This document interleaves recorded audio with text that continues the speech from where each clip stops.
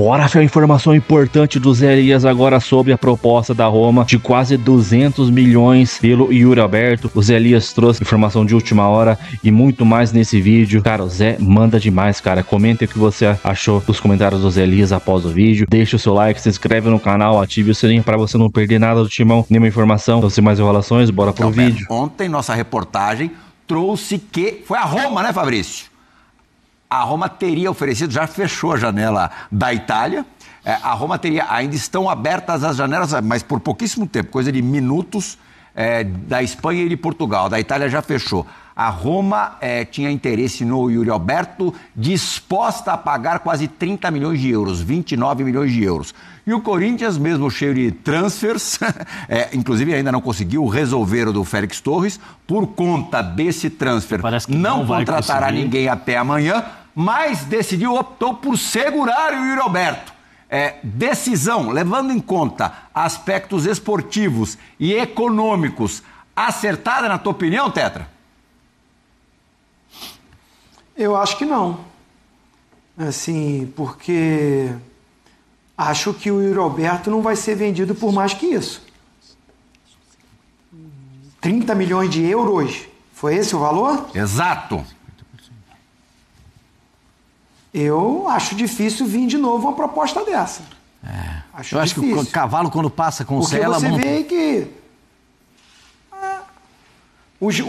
os garotos que estão sendo vendidos, né, é um novo mercado. Sim. Os clubes europeus já monitoram jogadores na base, na seleção de base, e contratam eles com 17 anos. Esperam eles completarem 18 anos para serem transferidos. E precocemente, ou pelo talento desses jogadores e necessidade do futebol brasileiro, estão sendo lançados mais rapidamente. Não é toda hora. Antigamente que você via um garoto de 17 anos toda hora aparecendo. Aparecia ou é o Neymar, né? É um Felipe Coutinho, sei lá. Estou falando desse tempo aí atrás, é um Ronaldinho Gaúcho. Agora a gente vê mais pela necessidade no futebol brasileiro. E aí os garotos que se destacam na base rapidamente estão sendo aproveitados, mas também rapidamente estão sendo vendidos. A gente fala aí de Hendrick, Vinícius Júnior, Rodrigo, e agora aí o Estevão, né, saindo logo. Então o Yuri Alberto tem quantos anos? 25? 24 para 25. Deixa eu confirmar direitinho. 24, 25. Bom, vai permanecer mais uma temporada. Então, ano que vem ele tem 26 ou 25. 24. O Raul tá vendo aí a 18 idade. de março, Brasil. 24. Ano que vem ele tem 25. Não tem saído tanto. Saiu o Gerson agora aí, mas não tem sido para a Europa jogadores acima de 25 anos saindo por um valor tão alto assim. Tem acontecido pouco isso. Muito pouco. Eu estou puxando na memória, falando aqui, puxando na memória. Acima de 25 anos, 30 milhões de euros. Aí o Corinthians, afundado em crise, cheio de dívida, toda hora tem transfer ban, crise política, salários atrasados lá, de Memphis, de A, de B e C. 30 milhões de euros, eu achei assim, para mim foi uma surpresa. Ótimo, é baita de um jogador importantíssimo para o Corinthians está na dele, está tentando manter esse jogador, mas acho que a saída do Yuri Alberto, com o Yuri Alberto, o Corinthians não vai ser campeão brasileiro.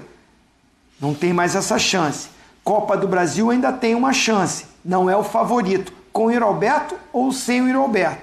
Não é o favorito para mim. Mas é gigante, tem uma torcida. Chegando à semifinal cresce muito, mas volto a dizer, para mim não é o grande favorito. E pelo problema financeiro que tem você rejeitar 200 milhões de reais, que você poderia arrumar ali, pagar dívidas, né? Mas é o futebol, né? O cara não vende, continua devendo a todo mundo e vai empurrando. Tem uma situação que deve ser notada nesse caso, né? Porque se o Corinthians vende por 200 milhões, esse dinheiro derrete. Ele não chega no cofre do Corinthians. São tantas as ações na justiça que não chega esse dinheiro não entra no cofre do Corinthians. Esse dinheiro, claro, tem que sair. Mesmo que o Corinthians conseguisse pagar o transfer, a liberação da FIFA às vezes não é tão rápida. Esse negócio do transfer... A janela fecha amanhã. Isso. Talvez o Corinthians não conseguisse resolver o transfer e não conseguisse trazer ninguém da mesma maneira. Não, o Corinthians não iria contratar, não tem como. Festejou a contratação do Vitinho horas antes do transfer ban. Vocês estão lembrados disso? Não? Comemorou o Corinthians que conseguiu fazer a negociação antes do transfer ban. A correria foi justamente por isso. Exatamente, porque sabia que vinha o transfer ban. O Corinthians está deixando rolar esse transfer ban e a FIFA daqui a pouco pode, se não for pago, a FIFA pode começar a tirar pontos do Corinthians. O Corinthians começa a perder pontos nos campeonatos. Então, as pessoas estão achando que vai dar... Não, deixa lá... E tem Garro e Rojas também. Ainda tem o caso do Rojas e tem o caso do Garro. Deixa lá que depois a gente resolve. O deixa lá que a gente depois resolve se transforma em punição. Ou seja, não vendeu por 30 milhões achando que vai vender por quanto? Eu não sei. Sabe qual é o pior disso, Zinho? Sabe qual é o pior disso? Vamos supor que tem 50%. O Corinthians tem direito a 15 milhões, né? Seria isso. 30 milhões, o Corinthians receberia 15 milhões. Por favor, aí eu mandei uma mensagem agora para o Fabrício, mas eu não sei se vai dar tempo. Façam as contas, por favor, o valor de todos os jogadores que foram envolvidos na compra de 50% do Yuri Alberto. E o que o Corinthians perdeu agora Renan, Mantuan e Pedro, aí tem mais, foram 5 jogadores. O Ivan goleiro, tem o Mantuan. Tem o volante que já voltou. Tem o volante que já voltou, que foi pro Grêmio, voltou também. Do Queiroz. Vejam, foram 5 jogadores por 50% do... Não, o Pedrinho acho que não tá. O Pedrinho foi antes. Foram 5 jogadores. Pedro, né? O Pedro é o de 17. Foram 5 jogadores utilizados na venda para comprar 50% do valor do Yuri Alberto. O Yuri Alberto fez o campeonato que fez, méritos, sensacional. Gols no ano passado, né? Foi sensacional. Agora, peguem aí os valores dos jogadores que foram dados, entregues ao Zenit. Aí agora, porque foram perguntar lá, não, olha, tem o Yuri, nós vamos ganhar, o Pedro vai ser vendido. Descobriram, no apagar das luzes, o Augusto Melo vendeu os 30% que o Corinthians tinha direito ao Pedro. Agora tem o zagueiro que está chegando no Vasco, que também é do Corinthians. Robert Renan, 40%. Também deu 40%. Foi tudo nas escuras. Cadê o pessoal aí que está cobrando? Cadê? Olha o absurdo. Nós estamos falando de um jogador que é supervalorizado no futebol brasileiro, que vale 30 milhões. 15, porque o Corinthians só tem... a gente tem que falar o que o Corinthians tem direito. 15 milhões.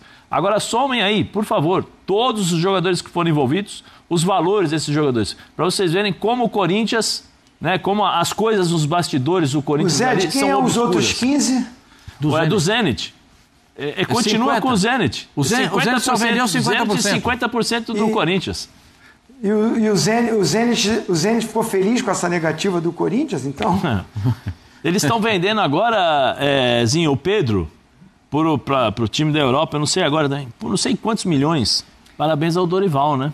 O Dorival teve uma sequência dificílima aí pela frente e conseguiu bons resultados. Aí, imagens do derby ontem na Neoquímica Arena. Olha lá, Pascoal, falei pra você, o Palmeiras começou melhor. Reclamaram já de pênalti aí no Vitor Roque. Na sequência, foi garoto, o Charles. Eu acho que assim, se é assim, eu posso falar porque... Na várzea isso aí dá discussão, um zagueiro com o outro. Tem o pessoal que joga na várzea aqui, sabe o que é isso. Os caras vão ficar discutindo. Pô, pra que você vai botar o pé ali? Pra que vai dar uma entrada? Tem um princípio do zagueiro dentro da área. Dentro da área, você cerca, não dá bote. Porque se você der o bote, o cara dá um tapa na bola, só vai sobrar o pé do cara pra você chutar. E aí o que é? Pênalti, né? E foi pênalti. O Vitor Roque teve personalidade, hein, gente? Bateu bem pra caramba. Teve personalidade. Bateu um pênalti. Jogou bem mais uma vez. Jogou bem. Agora, tem falha no gol feito pelo Corinthians. Né? Um jogador de baixa estatura marcando um jogador de quase 2 metros. Aí mas tem treinador de bola parada, bola ofensiva e bola defensiva no Palmeiras. Pascoal, desculpa me intrometer, porque eu iria falar um pouco disso aí também, porque é o seguinte, vocês lembram como foram os gols na eliminação do Palmeiras? Ah, sim, o Gustavo Henrique inclusive fez. Nos dois jogos. A bola sobra um pro... Você tem... no Corinthians, você vai jogar no Corinthians hoje, você vai marcar quem no escanteio?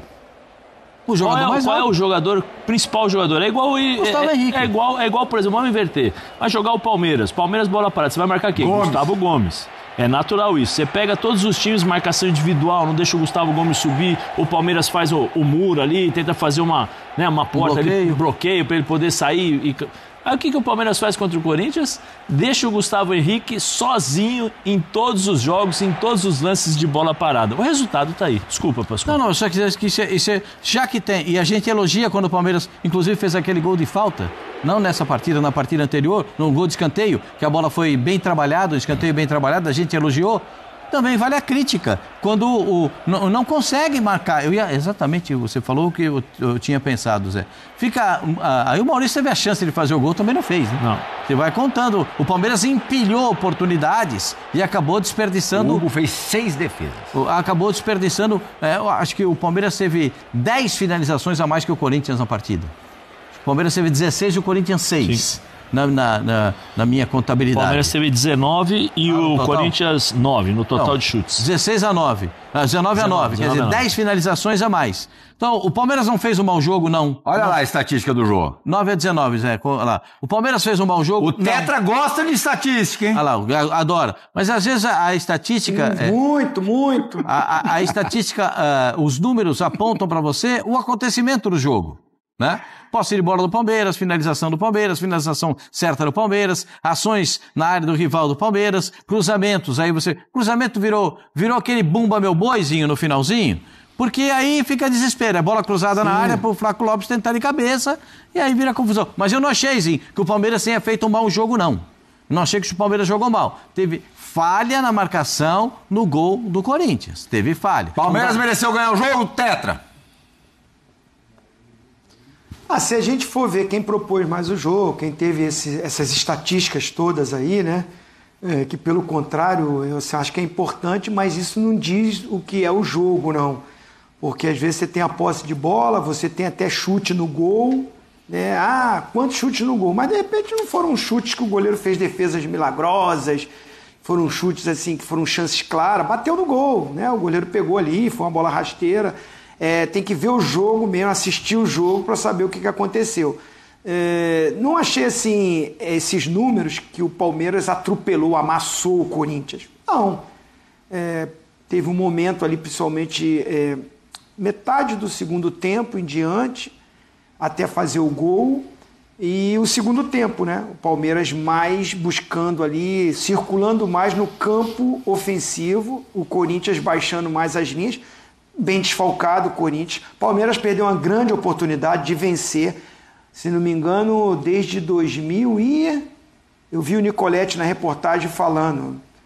22. Desde 2020, alguma coisa assim, 22, que o Palmeiras não ganha do Corinthians na Neoquímica Arena. Ontem era uma grande oportunidade, porque o momento do Palmeiras era melhor, o time do Palmeiras estava completo, o Corinthians desfalcado, numa situação no Campeonato Brasileiro mais delicada, né?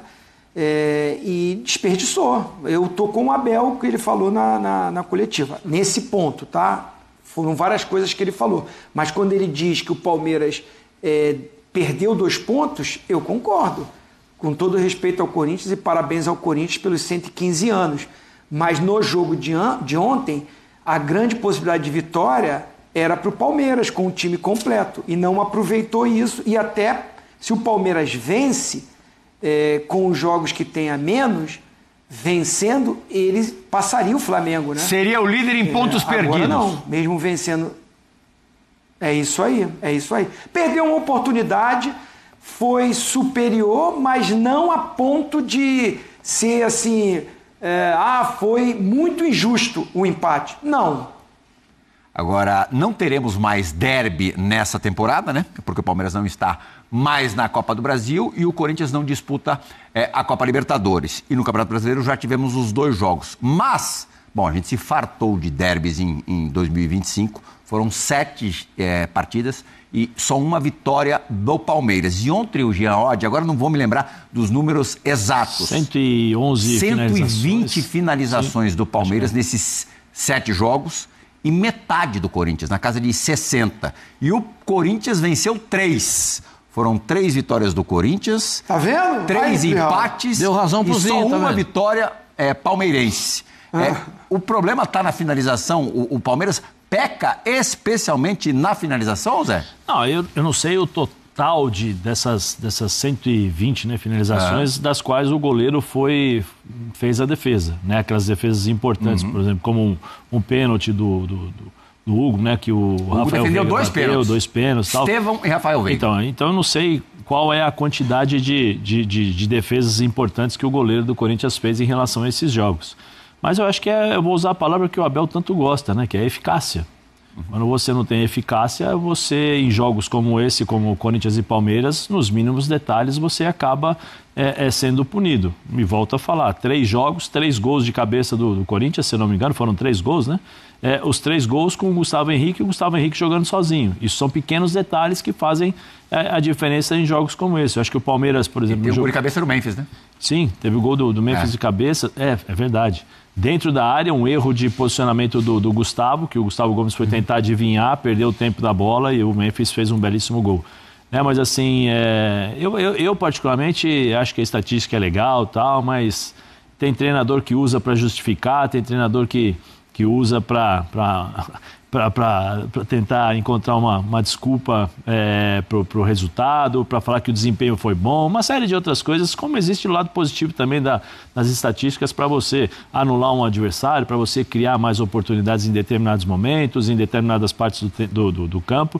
Mas ontem aí nós estamos vendo, eu acho que assim, no começo do jogo, os primeiros 15, 20 minutos, eu achei que o Palmeiras fosse marcar uns 2-0. Né? O Palmeiras estava pressionando, criando chances, tinha mais posse de bola, né? Tinha uma pressão a mais, né?